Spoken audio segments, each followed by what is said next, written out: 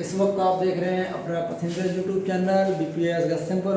आज आपके सामने कक्षा 12 इतिहास विषय से संबंधित आज का जो हमारा टॉपिक रहने वाला है वह है पृथ्वीराज चौहान, जिसके बारे में आपने अक्सर सुना होगा, उनके किस्से पढ़े भी होंगे या फिर आपके मन के अंदर जिज्ञासा रहती होगी कि किस प्रकार से पृथ्वीराज चौहान ने अपना शासन शुरू किया या फिर किस प्रकार से उसने अपने साम्राज्य को बढ़ाया। इसके संबंध में आपके दिमाग में बहुत सारे प्रश्न आते होंगे, क्योंकि आपने सिर्फ और सिर्फ उनका नाम सुना है, लेकिन उनके इतिहास के बारे में या फिर उनके बारे में अच्छी तरह से पढ़ने का आपको सौभाग्य नहीं प्राप्त हुआ।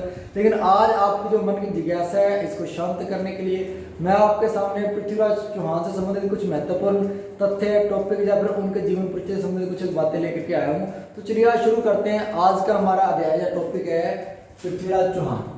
पृथ्वीराज चौहान के बारे में आप सब जानते हो, नाम सुना ही है। आज इनके जन्म से संबंधित कुछ बातें कर लेते हैं। पृथ्वीराज चौहान के परिचय की हम बात करें तो इनका जन्म लगभग 1166 ईस्वी को हुआ था। कहाँ हुआ था तो देखिए, मूल स्थान के बारे में तो कभी यानी कि सभी इतिहासकार एक मत नहीं है, लेकिन कहा जाता है कि 1166 ईस्वी में ही गुजरात में यानी कि पृथ्वीराज चौहान का जन्म उस समय हुआ करता था। आगे हम बात करें पृथ्वीराज चौहान। देखिए, वैसे तो पृथ्वीराज चौहान कहा जाता है इनको, लेकिन इनमें इनका जो पूरा वास्तविक नाम है वह है पृथ्वीराज चौहान तृतीय। पृथ्वीराज चौहान तृतीय, क्योंकि सोमेश्वर थे इनके जो पिताजी थे, उनका नाम पृथ्वीराज चौहान था, तो ये इन्हें यानी कि पृथ्वीराज चौहान तृतीय के नाम से भी पुकारा जाता है। इतिहास के अंदर ये ध्यान रखने वाली बात है। अगर हम बात करें पृथ्वीराज चौहान तृतीय ने कौन सी उपाधि धारण की थी, तो इसने दल पंगुल यानी कि पृथ्वीराज चौहान ने दल पंगुल का अर्थ विश्व विजेता यानी कि एक महान सेनाध्यक्ष या फिर सैनिक होने के नाते इन्होंने यानी कि उपाधि धारण की, वो दल पंगुल की उपाधि है। उसका मतलब होता है दल पंगुल का विश्व विजेता। इसके साथ साथ इन्हें यानी कि इतिहास के अंदर राय पिथौरा के नाम से पुकारा जाता है। इन्हें यानी कि इतिहास के अंदर राय पिथौरा के नाम से पुकारा जाता है, क्योंकि दिल्ली के अंदर आजकल तो उसके देखिए साक्ष्य नहीं मिल रहे हैं उस किले के, लेकिन दिल्ली के अंदर एक किला है, उसे राय पिथौरा का किला कहते हैं। उस किले का निर्माण पृथ्वीराज चौहान तृतीय के द्वारा करवाया गया था, इसलिए इन्हें राय पिथौरा के नाम से भी पुकारा जाता है। दल पंगुल भी होगा, विश्व विजेता। आगे हम बात करें इनके माता पिता के संदर्भ में, तो पृथ्वीराज चौहान तृतीय के जो पिताजी थे इनका नाम था सोमेश्वर चौहान। क्या नाम था? सोमेश्वर चौहान था। और इनकी माता का नाम पृथ्वीराज चौहान की वो कर्पूर देवी था, या कर्पूरी देवी जिसे इतिहास में बोला जाता है, कर्पूर देवी या फिर कर्पूरी देवी इनकी माता का नाम। पिता का नाम सोमेश्वर देव चौहान था। कहा जाता है कि लगभग पृथ्वीराज चौहान की जब आयु 11 वर्ष थी, तब यानी कि लगभग 1177 ईस्वी में सोमेश्वर देव चौहान का निधन हो गया। सोमेश्वर देव चौहान का 1177 ईस्वी में निधन हो गया। इसके बाद में यानी कि शासक था, जो उत्तराधिकारी था उनका, तो यानी कि पृथ्वीराज चौहान को बनाया गया। लेकिन जो इसकी संरक्षिका थी, पृथ्वीराज चौहान की जो संरक्षिका थी यानी संरक्षिका यानी जो इसको आगे सहारा देती थी, वो इनकी माता थी कर्पूरी देवी। तो कहा जाता है कि जो इनका शासन काल है पृथ्वीराज चौहान का, वो 1178 से लेकर के 1192 त्राइन के द्वितीय युद्ध तक का रहता है, यानी 1178 से 1192 ईस्वी तक का यानी जो शासन काल रहता है। इस छोटे से शासन काल के दौरान पृथ्वीराज चौहान ने काफी महत्वपूर्ण विजय बयान शुरू किए थे। आगे हम बात करें तो इनका जो राज्याभिषेक है वो सही रूप से यानी 1178 ईस्वी में हो जाता है। अब क्या है, 1178 ईस्वी में राज्याभिषेक होते ही, शासक बनते ही पृथ्वीराज चौहान क्या करता है, जितने भी अपने निजी या फिर जो व्यक्ति थे इसको जानते थे, पर्सनल व्यक्ति थे, इन सभी को यानी कि वह राज्य के अंदर उच्च अधिकारी नियुक्त कर देता है। उनमें से यानी जो प्रधानमंत्री होता है वह कदमबाज को नियुक्त करता है। पृथ्वीराज चौहान शासक बनते ही अपना प्रधानमंत्री किसे नियुक्त करता है? कदमबाज को नियुक्त करता है। और इसके साथ साथ जो सेनाध्यक्ष है, जो सेनापति है, वह भूमनमल को बनाता है। यानी कि पृथ्वीराज चौहान ने अपना प्रधानमंत्री किसे बनाया? कदमबाज को बनाया। उसके बाद में सेनापति किसे बनाया? भूमनमल को बनाया। और इन्हीं के आश्रय, इन्हीं के सहायता पर यानी कि उसने अपनी दिग्विजय की नीति का या विजय नीति का शुरू किया। अब देखते हैं इसने यानी कि विजय नीति, पृथ्वीराज चौहान ने अपने विजय नीति किस प्रकार से शुरू की। विजय नीति शुरू करने से पहले इसके सामने 3 चुनौतियां थी। उन तीनों चुनौतियों से निपटना जरूरी था। पहली चुनौती यह थी कि सभी जनों के विरोध से मुक्ति पाई जाए।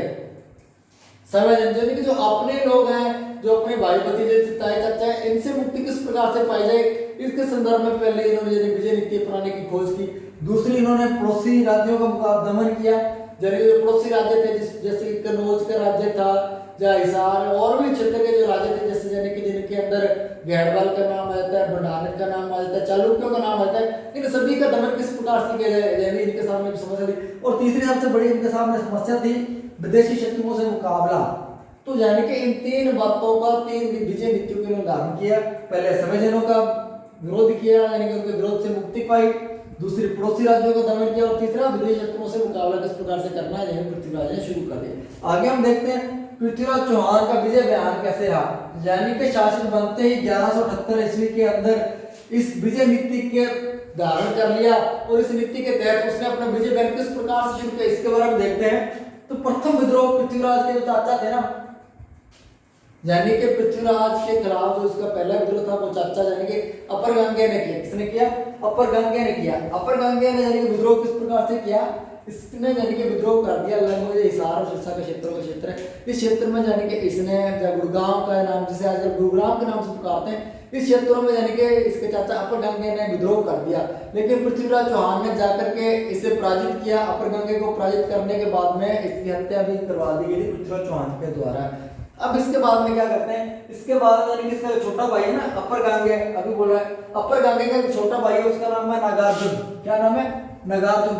नागार्जुन ने भी गुड़गांव के क्षेत्र में विद्रोह कर दिया, जब विरोध अपना शुरू कर दिया। अब क्या हुआ, पृथ्वीराज चौहान ने यानी कि अपने सेना को नागार्जुन का दमन करने के लिए गुड़गांव या गुरुग्राम के क्षेत्र में भेजी। जैसे वहां पर जाकर पृथ्वीराज चौहान की सेना ने अपना शौर्य पराक्रम दिखाना शुरू किया, तो यानी कि पृथ्वीराज चौहान की सेना से यानी कि डर करके यह नागार्जुन वहां से भाग गया और साइड में चला गया। इसके बाद में क्या हुआ, अब अपर गंगे का भी इसने दमन कर दिया। शुरुआत में नागार्जुन का दमन कर दिया। उसी समय लगभग 1182 ईस्वी की हम बात करें तो उस समय एक उपद्रवी जाति थी बंडानक, वो बहुत ज्यादा उपद्रव मचाती थी। 1182 में उपद्रवी जाति थी बंडानक, इसका भी दमन पृथ्वीराज चौहान के द्वारा कर दिया गया, क्योंकि जो बंडानक जाति थी जो सिरसा और हिसार के क्षेत्र में बहुत ज्यादा परेशान करती थी पृथ्वीराज चौहान के यानी कि सत्ता को 24 घंटे यानी कि बोले तो मुकाबला करने के लिए तैयार थी। इसका भी यानी पृथ्वीराज चौहान ने समय जाकर के मुकाबला किया और इन बंडानकों का भी आगे जाकर उसने दमन कर दिया। अब क्या है, ये तो था उसका शुरुआत में, ठीक है।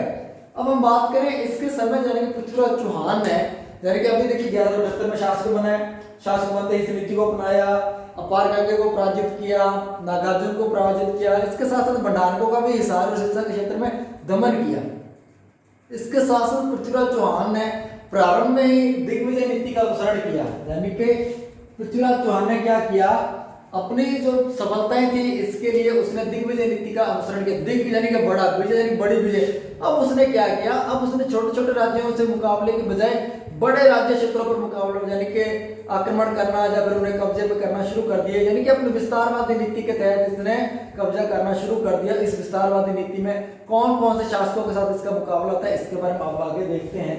तो लगभग 1182 ईस्वी में ही महोबा के चंदेल शासकों पर आक्रमण करता है कौन, पृथ्वीराज चौहान। यानी 1182 ईस्वी में महोबा है, वहां के जो शासक है चंदेल शासक है, वहां पर आक्रमण करता है। उस समय महोबा का जो चंदेल शासक होता है परमार्दी देव के खिलाफ यानी 1182 ईस्वी में पृथ्वीराज चौहान आक्रमण करता है, जब विजय बयान शुरू करता है। इस युद्ध के अंदर क्या होता है, परमार्दी देव के दो बहुत ही महान यानी कि उसके योग्य सेनापति आदा और उला, यानी कि उला एवं आदल उदल उसे बोला जाता है, आला और उदल की मृत्यु हो जाती है या फिर इन्हें पराजित कर दिया जाता है। किसके द्वारा? पृथ्वीराज चौहान के द्वारा। अक्सर एग्जाम के अंदर क्वेश्चन आ जाता है परमार्दी देव के दो मुख्य सेनानायक कौन थे, तो उसका नाम आता है आला और उदल थे, जिन्हें कि 1182 में महोबा के युद्ध के अंदर पृथ्वीराज चौहान की सेना ने पराजित किया था। आगे इसी के अंदर बात करें, उसी समय यानी गुजरात के चालुक्य शासक भीमदेव द्वितीय के साथ भी काफी बार संघर्ष हुआ। यानी कि अब चंदेल यानी कि शासक थे जो महोबा के, इसके साथ इसका युद्ध हो गया। यानी पड़ोसियों के साथ भी जो पृथ्वीराज चौहान था इसने यानी कि दिग्विजय नीति का अनुसरण किया, उसके साथ सहयोग की बात नहीं की। तो अभी मैंने बात की, पहले अपार गंगे को पराजित किया, उसके बाद नागार्जुन को पराजित किया, फिर बंडानकों को पराजित किया और अब 1182 में महोबा के युद्ध में परमार्दी देव ने चंदेल शासक को पराजित किया। इसके बाद में यानी कि गुजरात के ही अंदर चालुक्य शासक भीमदेव द्वितीय को भी चंद्र यानी कि पृथ्वीराज चौहान ने अनेक बार पराजित किया। कहा जाता है कि पृथ्वीराज चौहान और भीमदेव द्वितीय के मध्य एक बार नहीं बहुत बार अनेक बार संघर्ष हुआ और चुटपुट हरकतें तो होती रहती थी। उसके पीछे कारण क्या था, इनकी शत्रुता का कारण पीछे बोला जाता है कि एक यानी कि लड़की थी, उसका नाम इच्छुनी था। इसके लिए यानी कि पहले उस लड़की का जो रिश्ता था वह यानी भीमदेव द्वितीय को आया था, लेकिन उसके बाद में उस लड़की के साथ शादी किसने कर दी, तो पृथ्वीराज चौहान ने कर ली।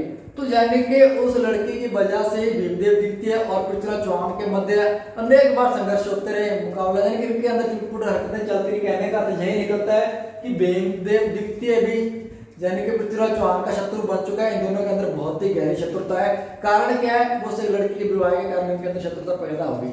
दूसरे नंबर पर आगे हम बात करें, ये तो था गुजरात का शासक, ये था महोबा का शासक, ये था इधर आगे गुड़गांव के आसपास या हिसार के क्षेत्र के शासक। इन सभी के साथ शत्रुता मोल ली। इसका साथ साथ दिल्ली के पास यानी कि कन्नौज है, दिल्ली के पास ही क्या है?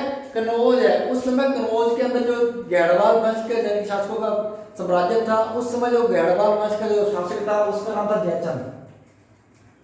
यानी कि पृथ्वीराज चौहान का समकालीन जो कन्नौज का शासक था उसका नाम था जयचंद गढ़वाल। जयचंद गढ़वाल और पृथ्वीराज चौहान के मध्य भी विस्तारवादी नीति के कारण, दिग्विजय नीति के कारण अक्सर यानी कि युद्ध का संघर्ष का माहौल बना रहता था। इन दोनों के दिग्विजय नीति का अनुसरण करते थे, यानी कि पृथ्वीराज चौहान जयचंद दोनों ही दिग्विजय नीति का अनुसरण करते थे। इस कारण से यानी कि बोले तो दिल्ली, उस समय दिल्ली पृथ्वीराज चौहान के अधीन थी और इसका पास का जो कन्नौज का क्षेत्र था, तो इन दोनों की सीमाएं एक दूसरे से मिलती थी। इस दोनों के मध्य सीमा विवाद था। ये तो विवाद एक साइड में रहा। दूसरा कहा जाता है कि उसी समय यानी कि जो जयचंद गढ़वाल है, इसकी पुत्री जो संयोगिता है, इसके साथ में यानी कि जो पृथ्वीराज चौहान था, इसका जो प्रेम प्रसंग है वो काफी चर्चित था। तो इस बात को लेकर भी यानी कि जयचंद गढ़वाल को पता था कि मेरा शत्रु यानी कि कल को कोई गलत कार्य करेगा। इस बात से चिंतित रहते हुए जयचंद गढ़वाल ने क्या किया, इसके बारे में बता देता हूँ। पृथ्वीराज चौहान ने जयचंद गढ़वाल की पुत्री संयोगिता का अपहरण कर लिया और विवाह रचा लिया। इसके संदर्भ में यानी कुछ स्टोरी कहानी क्या है मैं बताता हूँ। भी जो पृथ्वीराज चौहान था, इसकी यानी कि कन्नौज के शासक जयचंद गढ़वाल के साथ बिल्कुल नहीं बनती थी। कारण क्या था? सीमा विवाद था।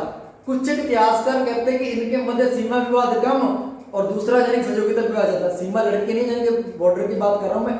सीमा विवाद इनके अंदर कम था और दूसरा संयोगिता का विवाद ज्यादा था।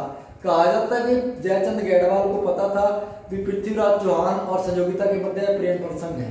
इस बात से चिंतित जयचंद गढ़वाल ने क्या किया, अपनी पुत्री यानी कि जो संयोगिता थी इसका स्वयंवर रच दिया। स्वयंवर का यानी कि अभियान शुरू कर दिया, स्वयंवर रच दिया। उस स्वयंवर के अंदर क्या किया, जयचंद गढ़वाल के द्वारा आसपास के पड़ोसी सभी राजाओं को आमंत्रण दिया गया, निमंत्रण दिया गया कि आप उस स्वयंवर के अंदर आना। लेकिन पृथ्वीराज चौहान को निमंत्रण या फिर आमंत्रण पत्र नहीं दिया गया। लेकिन उस राजा तो सारे आए, लेकिन पृथ्वीराज चौहान को आमंत्रण नहीं दी कि इसके अंदर पृथ्वीराज चौहान भी नहीं उसके अंदर गया। अब क्या किया गया, जयचंद गढ़वाल के द्वारा पृथ्वीराज चौहान का वहां पर पुतला बना करके लगा दिया गया, एक साइड में रख दिया गया। अब क्या है, संयोगिता आती है, उन सभी शासकों को यानी कि जितने भी राजा महाराजा बैठे हुए हैं उनसे क्रॉस करते हुए आगे जाकर के यानी कि पृथ्वीराज चौहान का जो पुतला बना होता है, जो मूर्तिभूत होता है, उसके यानी कि वो जाकर के समय पर की जो माला होती है वह डाल देती है। इससे यानी कि जो राजा महाराजा थे वो वहां पर विरोध करते हैं। इतने के अंदर ही पृथ्वीराज चौहान यानी कि इसी समय पृथ्वीराज चौहान भी अपनी सेना के साथ कन्नौज वहां पर पहुंच जाता है और संयोगिता का अपहरण करके ले जाता है और उससे विवाह रचा लेता है। कुछ इतिहासकार कहते हैं कि संयोगिता ने समय और चंद्र को यानी कि जो पृथ्वीराज चौहान था, इन दोनों ने पहले प्लानिंग बनाई थी अपने ऐसे प्रकार के कार्य करेंगे। कुछ कहते हैं कि पृथ्वीराज चौहान ने बलपूर्वक संयोगिता का अपहरण किया। तो इसमें यानी कि इतिहासकार एक मत है कि नहीं है। आखिर में मोरल तो यही निकलता है कि पृथ्वीराज चौहान के द्वारा संयोगिता के साथ विवाह रचा लिया गया था। अब इस बात से यानी कि अपनी बेइज्जती का बदला लेने के लिए कहा जाता है कि जो जयचंद गढ़वाल था, इसने गजनी के शासक यानी कि मोहम्मद गोरी को पृथ्वीराज चौहान पर आक्रमण करने के लिए आमंत्रित किया। अब आगे हम देखेंगे किस प्रकार से पृथ्वीराज चौहान यानी कि त्राइन के प्रथम युद्ध के अंदर मोहम्मद गोरी से यानी कि मुकाबला करता है, किस प्रकार से जयचंद उसके अंदर अपना योगदान देता है। इसके लिए आपको अपनी हमारी जो अगली जो नेक्स्ट वीडियो आएगी तब तक आपको इंतजार करना पड़ेगा। अगर आपको यह वीडियो हमारा पसंद आया हो, अच्छा लगा तो प्लीज़ वीडियो को लाइक कीजिए, कमेंट कीजिए, शेयर कीजिए और चैनल को जरूर सब्सक्राइब कीजिए ताकि आपको आने वाली जो नेक्स्ट वीडियो है इसका नोटिफिकेशन आपको टाइम टू टाइम मिलता रहे। धन्यवाद।